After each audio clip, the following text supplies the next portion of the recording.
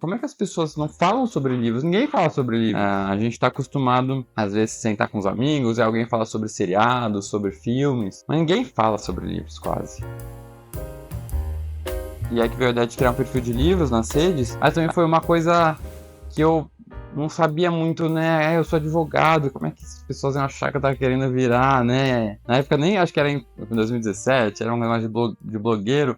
Acabei entrando como anônimo. Tem várias formas de, né, você organizar. Eu não sou formado em biblioteconomia, não tenho qualquer conhecimento técnico. Na época eu perguntei para algumas pessoas, né, qual que é a melhor forma. E até na minha outra, quando eu morava com meus pais, eu organizava da mesma forma, que é organizar pelo sobrenome do autor em ordem alfabética. Começa por aqui, então, por exemplo, né, aqui ó, Chinua Achebe, que é um autor do continente africano, nigeriano. Aí vem tudo Asco Oscioli, Isabel Allende, Jorge Amado, e aí vai indo. Já cheguei a fazer por editora uma época porque fica esteticamente mais bonitinho, né? As editoras seguem muitas vezes um padrão gráfico, então fica mais estético, mas não faz também muito sentido, porque vai ficar uma mistureba total. Tem gente que faz por cores, também fica bem estético, mas aí, né, você tem que saber a cor da lombada do livro na hora de achar. Como eu tenho muito livro, eu acabei tentando usar algo mais objetivo, um critério que seja mais fácil de você, na hora de procurar um livro, você encontrar. Algumas categorias ficam diferentes. Então aqui são algumas biografias que eu tenho. Tem esse box de todas as obras do Dostoiévski, que eu recebi há pouco tempo. E eu também tenho esse box, que é lindão, ainda todavia, do Machado de Assis, com toda a obra dele. Não, eu terminei esse livro, e assim, não costumo chorar muito em livro, tá? Terminei esse livro aos prantos.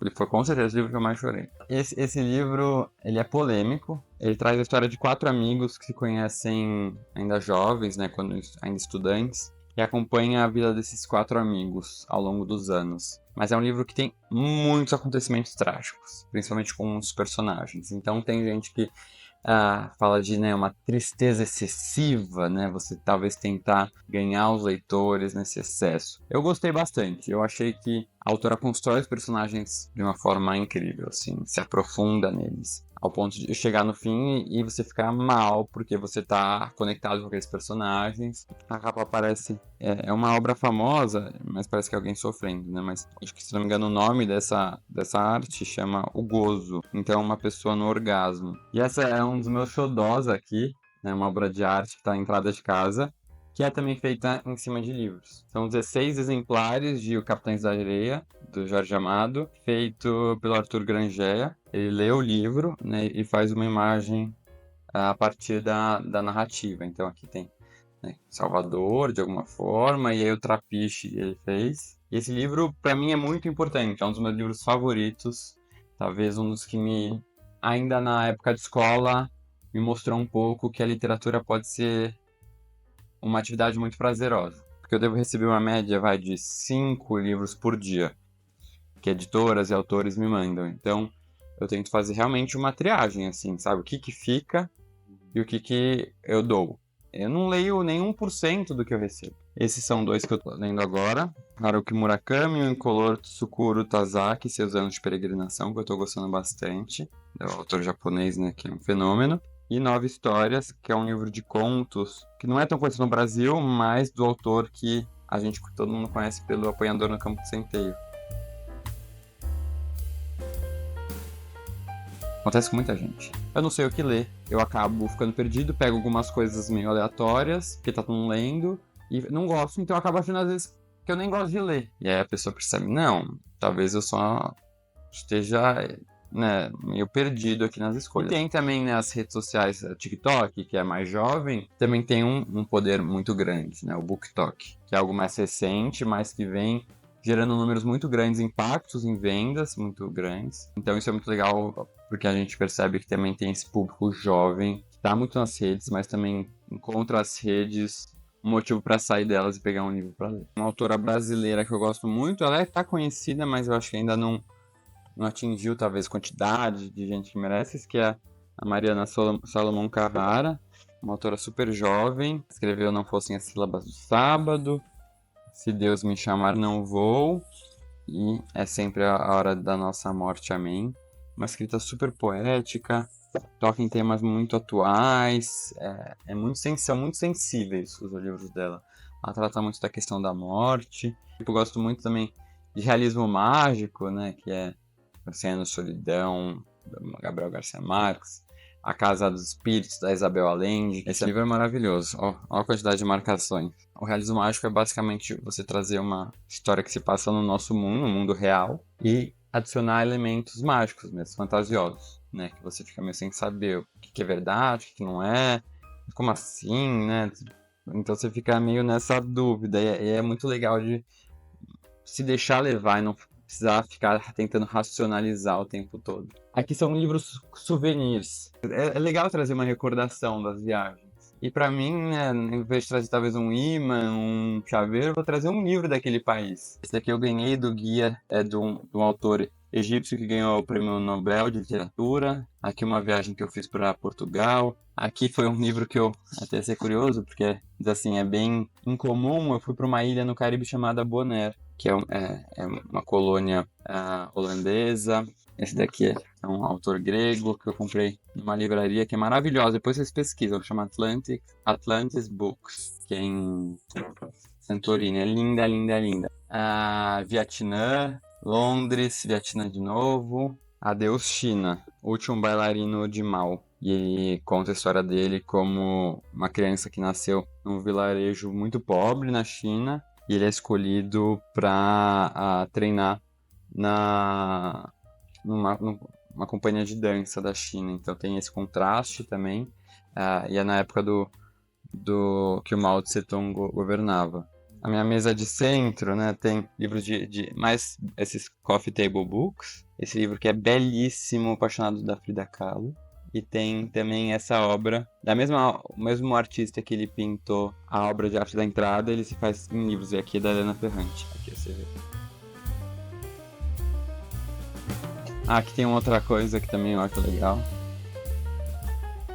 que é uma obra inspirada na Baleia, de Vidas Secas, Graciliano Ramos. E em volta de tantos livros, tem a poltrona de todo leitor que não pode faltar, né? Onde a gente passa o maior tempo aí devorando essas histórias. Ainda não consegui ser aquela pessoa minimalista que só fica com Kindle. Eu acho que tem um aspecto saudosista, assim, né? Da ideia de ter o livro e desse apego, mas também tem algo meio prático pra mim mesmo, de como o livro físico pra mim, ele é como se eu absorvesse melhor, sabe? Eu tenho um pouco, acho que uma memória meio espacial, então eu lembro meio que, em que posição da página estava aquela frase. Aqui, como é uma coisa contínua, você fica meio perdido. Eu uso muito esses stickerzinhos, entendeu? Então eu pego esse fininho, compro na internet, e aí eu vou marcando, então. Tá vendo que eu tô lendo? Eu tô no comecinho ainda, mas aí eu vou marcando. Isso é uma dica muito boa. Eu sempre uso duas cores, que é o marco mais importante, menos importante. É coisa de doido, né, que a gente vai criando. Mas eu deixo aqui atrás, porque é muito fácil. Você tá lendo, você não precisa ficar carregando nada. Você só puxa aqui. Olha a quantidade de livro que tem pra eu ler. Não vou ficar perdendo tempo, não vou ter tempo de ler tudo que eu quero na minha vida. Então, se eu percebo... Lógico, eu não vou abandonar na página 10, né? Eu vou dar chance, sei lá, 70. Mas se eu percebo que não tá rolando, aí eu abandono tranquilamente. O seguidor me deu, que é da Svetlana Alexievich, que venceu o Prêmio Nobel de Literatura em 2015. Ele pegou um autógrafo dela e ele me entregou o livro.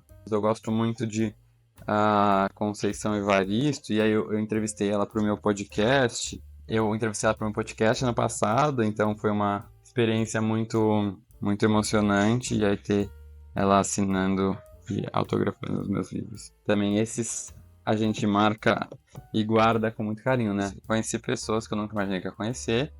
E alguns deles eu posso dizer que eu fiquei amiguinho, sabe? A Carla Madeira é uma que eu gosto muito. O Walter Ugumãe, né? Acho que talvez esse seja o exemplo mais emblemático. E aos poucos eu indicava tanto ele que ele foi percebendo, eu também cresci o meu perfil. Ele começou a perceber que as pessoas vinham, mandavam mensagem pra ele falando, esse livro por indicação do Bookster. Ele falou, quem é esse cara? Aí ele foi ver, mandou mensagem, bom, antes que fosse conhecer, pessoalmente quando ele veio pro Brasil, uma emoção, assim, meu sonho. Imagina se o Walter topa escrever o texto de orelha do meu livro. Aí eu tem o WhatsApp dele, despretensiosamente mandei, e ele respondeu, é claro, ele fala até assim, eu ia ficar muito puto se você chamasse outra pessoa. A orelha do livro, que é um texto assim, muito emocionante, maravilhoso. Escrever um livro era algo muito distante pra mim, assim, né? Eu acho que eu não acreditava que eu ia conseguir um dia. Mas aos poucos as pessoas perguntavam se eu tinha vontade. Às vezes eu pensava nisso, algumas editoras me procuravam também. É um texto meio híbrido, né? Que eu trago muito a minha vivência como um menino, uma criança e um adolescente que lutava contra a própria sexualidade, né? Toda essa fase da aceitação, do primeiro relacionamento. Eu trago também a história do meu tio-avô, que é o meu padrinho, que tem 93, 94 anos. Ao meu padrinho e aos silenciados. Meu padrinho é um homem gay, mas ele não falou disso com a família nunca, até os 93 anos. Até eu me assumir. E os leitores me mandam mensagens, assim, que eles falam, parece que você escreveu a minha vida aqui, parece que você entrou na minha cabeça, são os meus pensamentos, e a gente percebe que essa é a função da literatura, né? Principal. Com a literatura a gente aprende que a gente nunca tá sozinho, né? Nos nossos medos, nessas dores, nas nossas angústias. E também a gente aprende que a gente não vive isso de forma exclusiva, né? O medo e os sentimentos e os conflitos que a gente vive foram enfrentados por outras pessoas em situações similares, então a gente não tá sozinho, sabe?